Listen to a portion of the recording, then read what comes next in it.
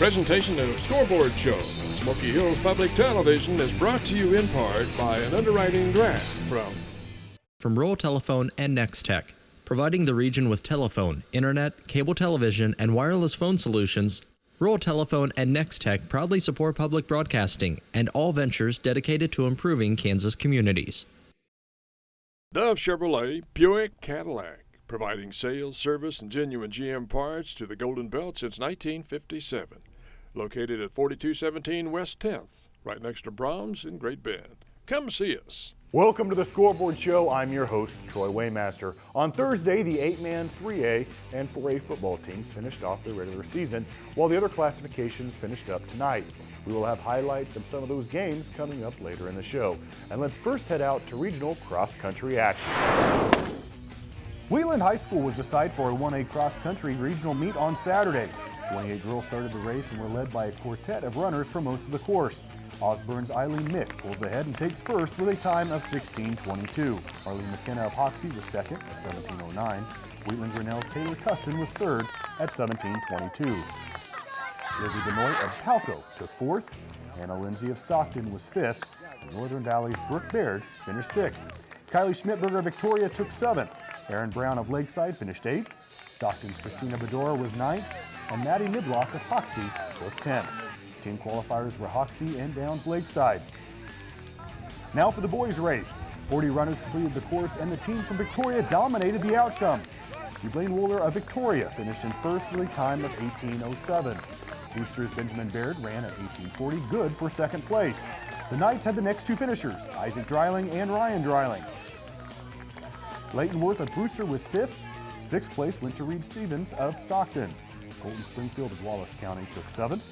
Ryan Blasky of Victoria was eighth. Northern Valley's John Compton took ninth. Caden Cognac of Stockton was 10th. And Boone Cady of Osborne also qualified. Team scores had Victoria taking first with just a total of 11 points. Stockton was second, and Sylvan Lucas Unified took third. This week's show is full of regional cross country, and our next stop is in Meade, as they hosted a 2A meet along with a 1A meet. First with the 2A girls race. Coming in with a time of 16:52 is Berrien Academy's Wendy Buznetz in first. Haley Floyd of Stanton County followed her at 17:07. Then it was Meade's Jacqueline Crossan and Jenna Black of Stanton County. For fifth place, it was Tiffany Webby from Berrien Academy. Sixth place with a time of 17:41, it was Skyline's Brooke Fisher, followed by Emily Webby and Janet Buznetz, both from Berrien Academy. They would be followed by Stanton County's Fibiola Sierra in ninth and Caressa Slaybach of Berrien Academy. In team action and qualifying for state as a team, it was Berrien Academy in first, Stanton County in second, and Skyline in third. Also advancing on individually, it was Taylor Davis of Meade, who came in 13th place. Autumn Lurbach of Oxford in 14th, Rachel Horton of Syracuse in 16th, and finally in 18th, it was Michelle Gallier of Meade, finishing out the state qualifiers. Now it was the boys' turn. First with team qualifiers. In first, it was Stanton County, second Berrien Academy, and third went to Central Burden. The top 10 finisher were Mark Sutton of Oxford, and first with a time of 17:16. 11 seconds later is Elkhart's Israel Barco. Stanton County's Raul Penjoya, Hodgman County's Christian Schuler, Stanton County's Fabian Avilar, and then Blaine Martin of Central Burden would follow him in sixth. Seventh went to Roman Ibarra, time of 18:38. Brett Gum of Stanton County would follow him into the finish line, along with Syracuse's Chris Schumann and host team's Leyland Alyssa. I said that they also hosted a 1A regional. Well, just like the 2A, we'll start with the girls. However, let's look at the team qualifiers first. In third place, it was Mineola, then Maxville by 5 points. Then it was Greeley County coming in first by 8 points. Now let's take a look at the top along with the two additional runners who get to move on. First person crossing the finish line was Koriyama Yanez of Greeley County with a time of 17:07. Second went to Mineola's Jada Minor with a time of 17:32. 13 seconds later, it was Anna Penner, followed by Lisa Penner of Maxville. Fifth place went to Peyton Kaplan of Dighton with a time of 18:02, followed by Greeley County, Kelly Holthouse, Kintley's Kate Gleason, and Cashley Holthouse in 8th place. Holthouse would be followed by her teammate Brooke Leiniger. 10th place went to Hannah Bannister of Otis Bison with a time of 18:31. The other two runners advancing on to state were 11th place Lauren Wagner of Kinsley, along with Alexandria Grando of Fowler, who placed 16th place. Now taking off in the boys' race. In the team action, the Greeley County boys really took off as they placed first with a score of 17. Second place went to Stafford with a 33, and Maxville in third with a 55. First runner in was Troy Waniger of Greeley County with a time of 17:33. Second went to Henry Penner of Maxville. He was followed by Stafford's Derek McClure and a pair of Greeley County runners as Miguel Trejo and Isaac Stone. Sixth place went to Tate Schumard of Fowler, who was followed by Greeley County's Sergio Trejo, along with teammate Efrain Estrado. Ninth and 10th place went to a pair of Stafford runners as Dustin McClure and Austin Danitti crossed the finish line. Also advancing on, it was Hayden Gowdy of Deerfield who took 12th place, along with Angels Zachary Batman and Mineola's Aaron Pickerton. Both the 1A and 2A state cross country will be ran at Wamego Country Club. Get there! Hill City hosted a 2A regional cross country meet at Prairie Trails Golf Course on Saturday. The first race was the girls varsity. 54 runners ran the course and 8 teams participated. Jenna Forrest of Lincoln took first place with honors at a time of 15:45. Ellenwood's Jenna Snell was second at 16:15. Katie Adam of El Saline was third at 16:21. Decatur Community's Winter Polivka took fourth. Paige Wells of Wichita County was fifth. Hill City's Leslie Van Lonen finished in sixth place. Jesse Rubottom of Ness City took seventh. Teammates Darby Rouse and Katie Shields of Decatur Community were next. Cassidy Rathman of Plainville took 10th. The top 3 teams that qualified for state were Ellenwood in first, Decatur Community in second, and Ness City took third. Now for the boys' race. 62 runners started the race and were led by Ellenwood's Pedro Montoya. With a big lead, Pedro stopped short at the finish line and then realizes he isn't quite there yet. He still takes first with a time of 16:38, over 40 seconds ahead of the next finisher, Ness City's Dre Carson, who clocked in at 17:19. Morgan Feemster of Ellenwood was third at 17:38. Wyatt Beckman of Ness City was fourth. Forrest Dreher of El Saline took fifth. Wichita County's Josh Nell finished in sixth. Ellenwood had the next 2 runners, Kyle Oglesby and Kyle Blakesley. Lincoln's Hunter Klein was ninth. Derek Ward of Ellenwood finished in 10th place. Other qualifiers were Lane Ritter of Wichita County and Shane Jones and teammate Michael Poe of Hill City. The top teams were Ellenwood in first, Ness City second, and Lincoln took third. We will have highlights from the 4-2-1A state cross country meet in Wamego on next week's Scoreboard show.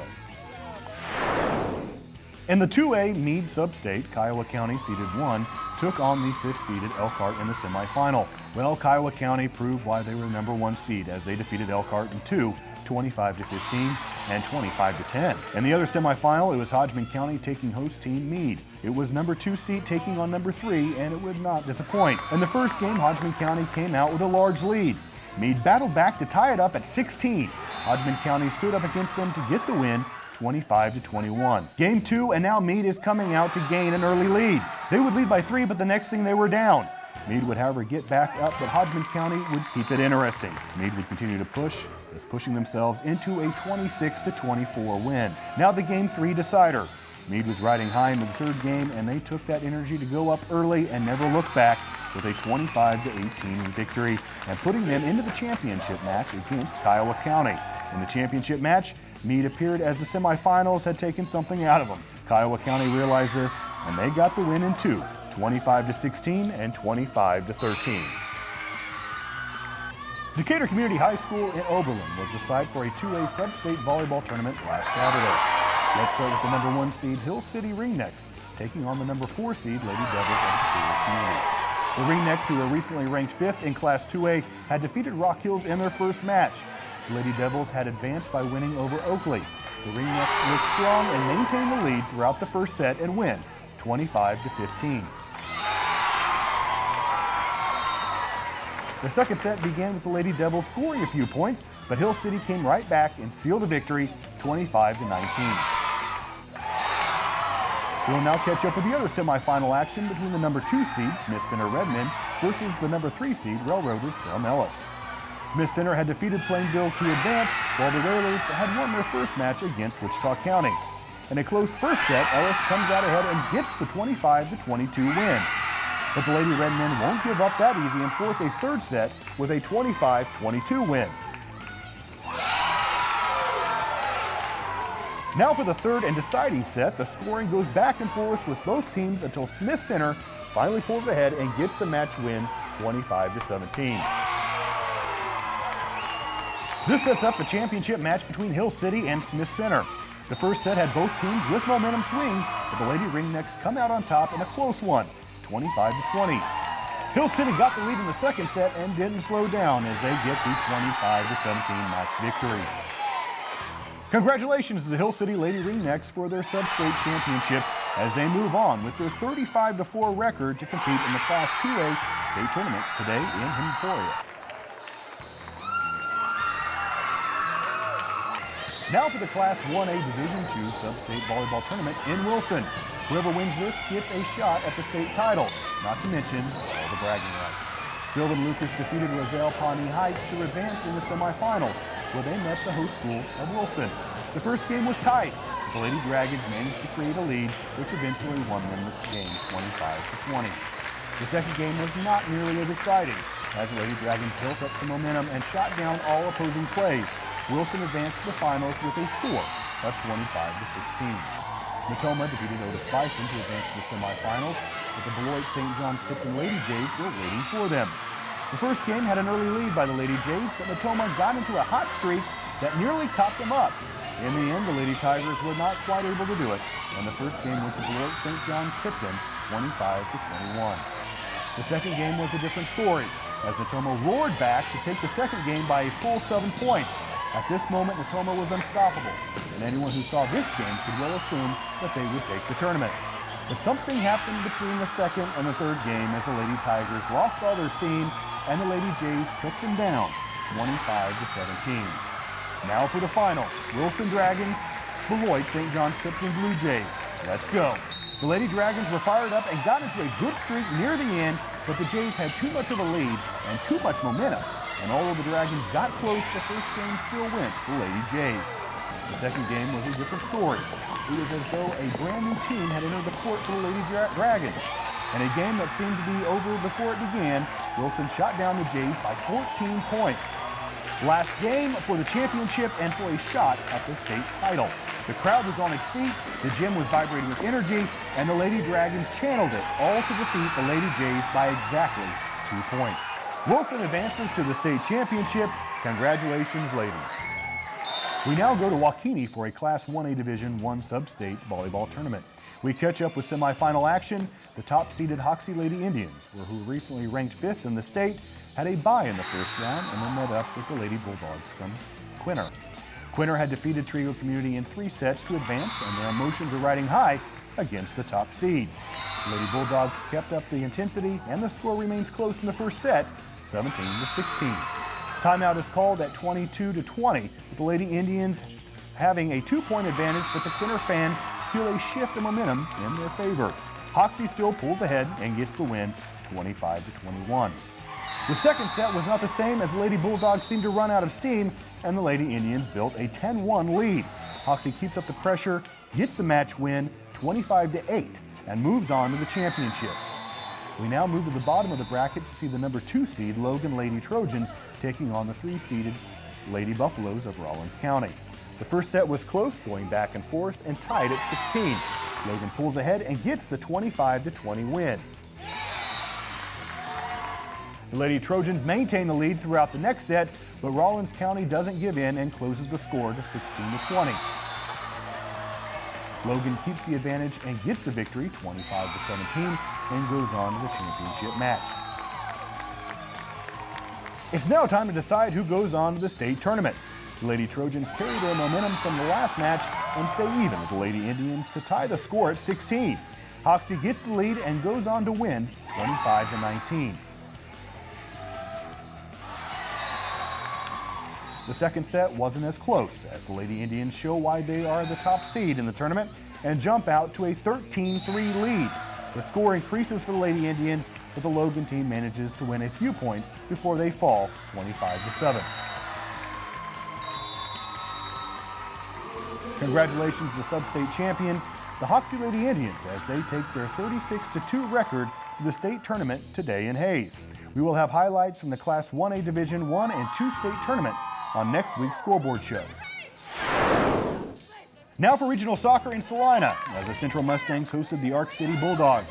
The winner moves on and the loser goes home. Salina started out strong, keeping the ball on the Bulldogs side of the field, and soon enough, goal! Eric Arias gets first blood. And it wasn't long before Jesse Lennon finds an opportunity.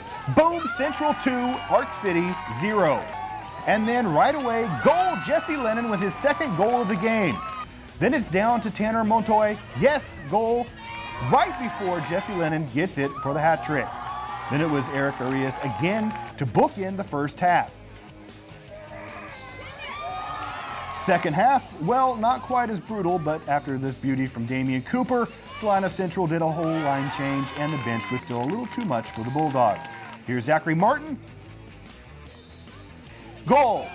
Salina Central crushes Arc City, moving on to meet the winner of this contest. The defending state champions, the Liberal Redskins, taking on the Hayes High Indians. Liberal would start out slow, but would gain momentum with several shots on goal that they just could not find a way to finish it off with the goal. At the half, it still remained scoreless. Liberal would go to strategize at the half, and they were going to get past the Hayes High Indians. In the second half, Liberal throws it in. As Hayes High tries to make it save, it bounces off of the goalie and in. After some discussion, the goal still stands as Liberal gets on the board with 34:45 to play in the contest. Hayes would have their chances to score, but they would not connect. With a little over 5 minutes to play, Liberal finds a way for them to connect as Jason Rios gets past two Indians and knocks it in for the goal. Liberal increases their lead to 2, and they carried on through the remainder of the game. This set up a rematch from last year as Liberal took on Salina Central on Thursday. Liberal is able to get past Salina to advance on to state and to defend their state championship. We move down the road to Great Bend, where the Panthers hosted the Goddard Eisenhower Tigers for a 5A regional playoff soccer match. With just over 6 minutes into the first period, Great Bend's Michael Pareto gets past the goalie and knocks in the ball to light up the scoreboard. The Panthers keep up the pressure and Jose Marais takes a shot that hits the side of the net. Goddard Eisenhower's Brett Tucker takes a long free kick, but is easily caught by the Panther goalkeeper Claudio Sanchez. The second period shows how the Panthers have much more team speed than their Tiger opponents. With just less than 3 minutes off the clock, Alex Urias shoots the ball to the back of the net to make the score 2-0. And about 1 minute later, Great Bend's Alex Urias gets the assist with a pass to the middle to Michael Pareto, who puts it into the net. Pareto gets a hat trick with another goal to make the score 4-0. Now Jose Marais passes to Alex Urias to knock in another shot for the Panthers. Following a corner kick, Great Bend's Enrique Guyton gets the ball over the line after a deflection to increase the score to 6. Panther Rafael Arias breaks downfield and passes to Enrique Guyton, who shoots it in for another goal. With just 1 minute left in the match, a hands penalty is called and gives the Tigers a penalty kick. Brett Tucker's kick is stopped by goalie Edgar Garcia, but follows it up and finally gets the 0 off the scoreboard. Great Bend gets the win 7-1 over Goddard Eisenhower. They advance to play May South. On Thursday, Great Bend defeats May South and moves on to the South Central Regional. On Thursday in Garden City, it was a regional championship as they hosted the Derby Panthers. It was number 1 versus number 6, and it would not disappoint. 12-14 into the contest, Derby was able to find an opening in the Garden City defense as they put it in for the goal. A couple of minutes later, Garden City's Eric Berrigan fights to control and sends the ball past the Derby defense and in to tie it up. 6 more minutes went by, and then Berrigan breaks loose and gets past the defenders, finds the opening, and gets the goal to go up 1 on the Panthers. 35 seconds later, Herman Villemas of Derby kicks the ball, and it rolls right past the Garden City goalie to tie it up at 2-2. Derby gets this opportunity to go up on Garden City as Herman Villemas gets the pass and then slips the ball into the goal, 3-2. Garden City would get an opportunity also as there was a penalty in the box. Berrigan would get the kick, and he gets the hat trick. Now it is 3-3 with still 9 minutes to play in the first period. However, there would not be any more scoring in the half, but it appears the winner is going to be the last time that scores. Well, how true that is, as they went through the entire second period with no more scoring, it goes into overtime. Well, same outcome. No goals, even though there were several shots on goal that were blocked. Second overtime, the same scenario, except Derby takes a corner kick, header, assist, and in for the goal. Derby advances on to state with an upset.